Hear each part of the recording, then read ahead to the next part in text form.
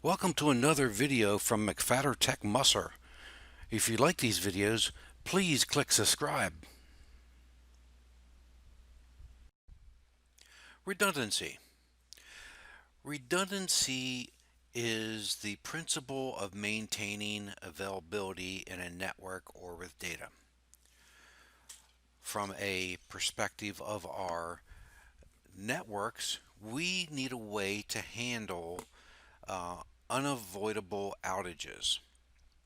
If your data provider becomes unavailable, that is, their data circuit goes down, you have a router failure, having a second data provider with a second router maintains availability. Having multiple network paths between any two devices, multiple firewalls, multiple switches, and ways to be able to move data back and forth in case one goes down. Hot standby on routers. Having multiple power supplies creates fault tolerance. Creating RAID arrays on our servers maintains availability of the data. Duplicating system components such as network adapters or power supplies. This is all in the goal of maintaining availability, one of the pillars of our CIA triad. Having data backups to be able to restore data in the event of an outage. Having duplicate servers or clustered servers using load balancing or round robin. These are all principles. Round robin is used in data in DNS. It's another way to maintain availability, to load balance, to distribute load. In addition, understand the various types of sites that we use when it comes to disaster recovery. The principle of the hot site, the warm site, and the cold site. So a cold site could simply be a empty warehouse that you have a contract on, that you pay a monthly rent, a monthly fee. It could take weeks, months to bring it online. It may not have electrical power. It may not have air conditioning or heating enabled. No racks, no servers, no desks, no chairs. It's a cold site. A warm site is partially configured. So it could take a couple days or maybe a few weeks to activate. You would already have power, your air conditioning, your heating, your climate control and such. You may already have data links there. This way, all you need to do is bring in your equipment. Um, in addition to um, building a warm site, a reciprocal agreement between different companies may have the same result. So you and I each operate our own independent networks and companies, but we have an agreement that if something were to happen to your company, I have some equipment that you would be able to utilize to maintain your availability, and inversely, I would be able to do the same. Hot sites are the most expensive. It is fully operational and may only take as little as a couple minutes to bring online. It's fully configured, air conditioning, climate control, power, data circuits, server racks, servers, computers, everything is there. Maintaining a, a fully configured set of your data as well.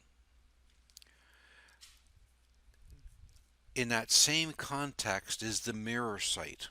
It is a hot site that has instant failover. This is even more expensive.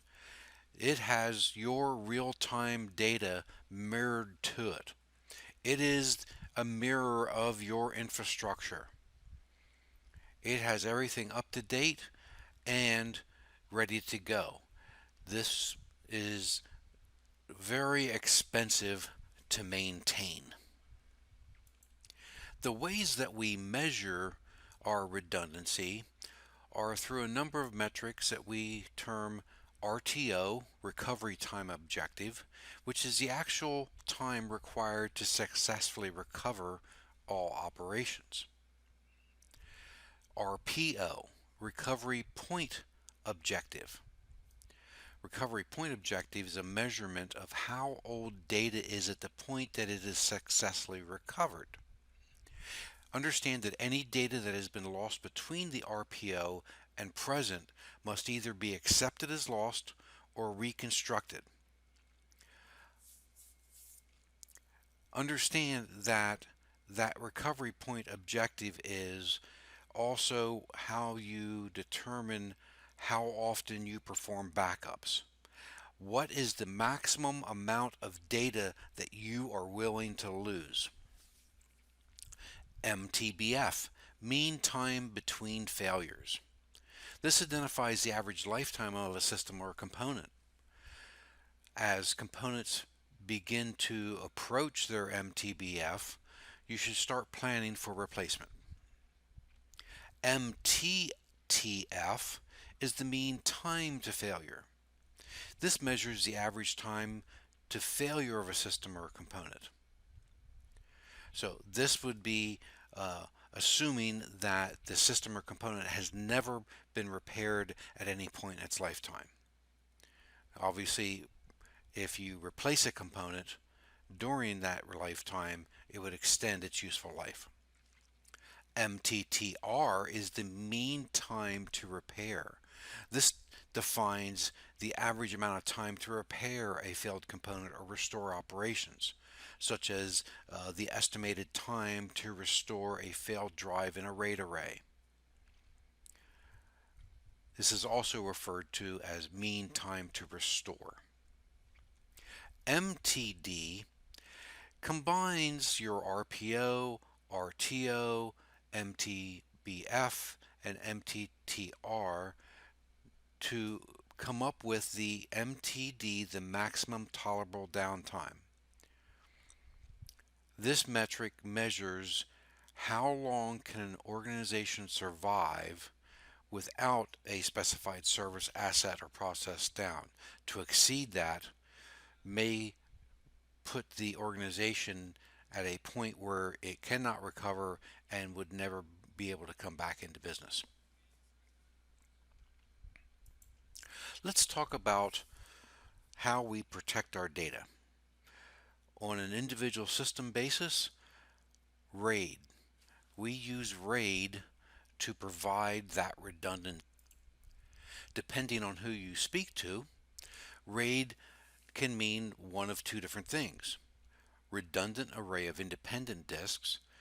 Some also refer to it as redundant array of inexpensive disks.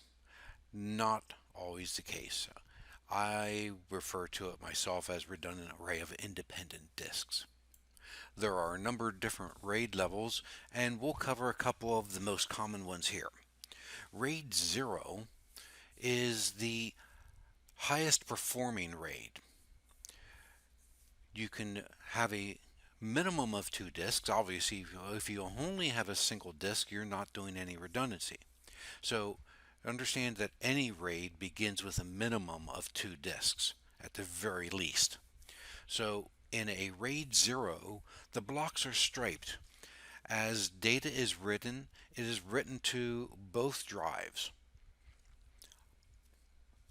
Understand that this provides very high performance. For example, someone who is writing video, something that needs to have a very, very low latency. This is what we use a RAID 0 for. But understand that since data is written to both disks, there is no redundancy.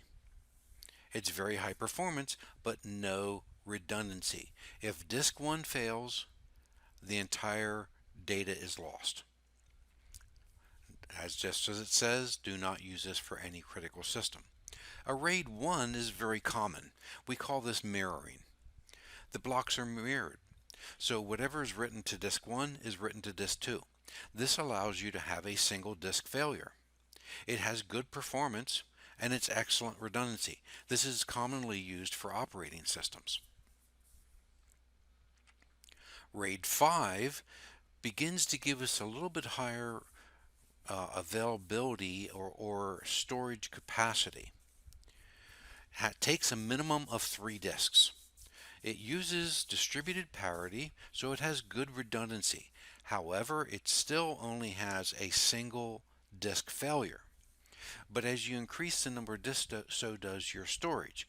In the example of RAID 1, if you build a RAID 1 with two 1 terabyte disks, you have 1 terabyte of total storage.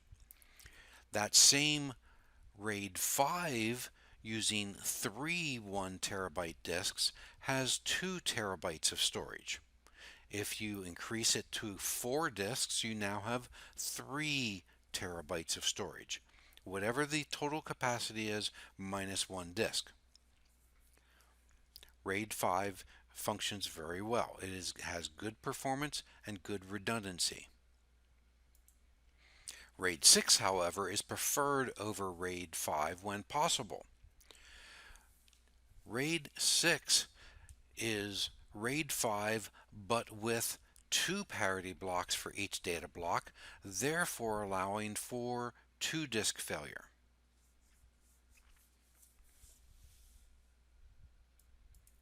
It is also possible to combine some of our RAID methods. RAID 10, RAID 01. They are not the same. They both use mirroring, they both use stripes, but they do it in different ways. RAID 10 is also referred to as a stripe of mirrors. Must have a minimum of 4 disks.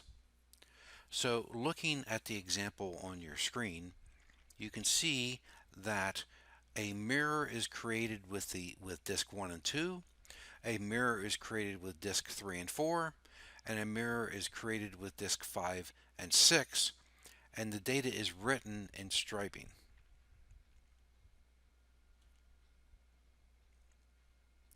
This is why it's called a stripe of mirrors.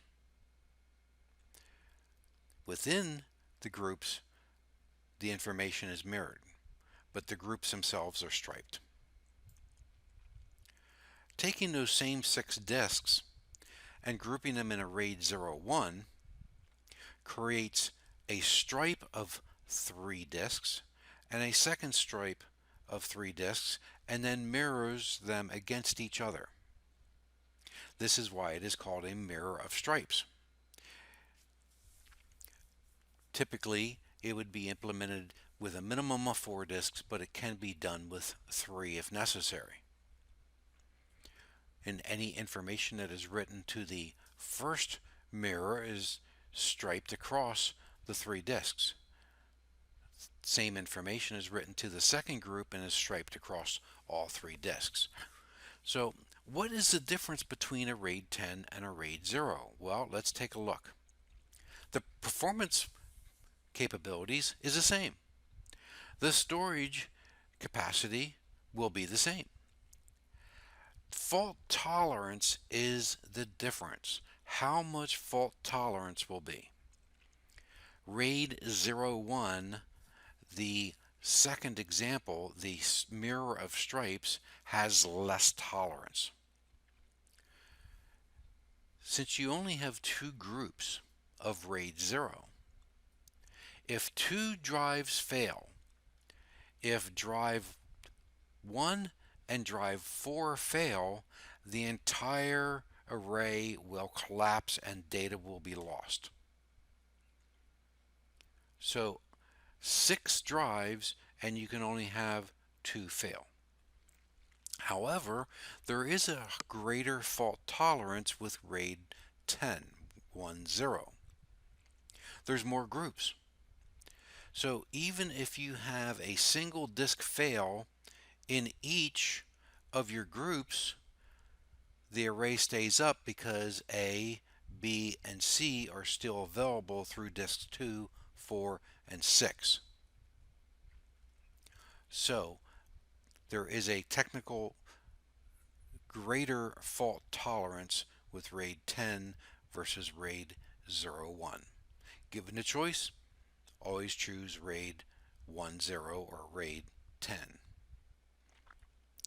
That covers our discussion on redundancy, fault tolerance, and the difference between cold, warm, and hot sites. Thank you.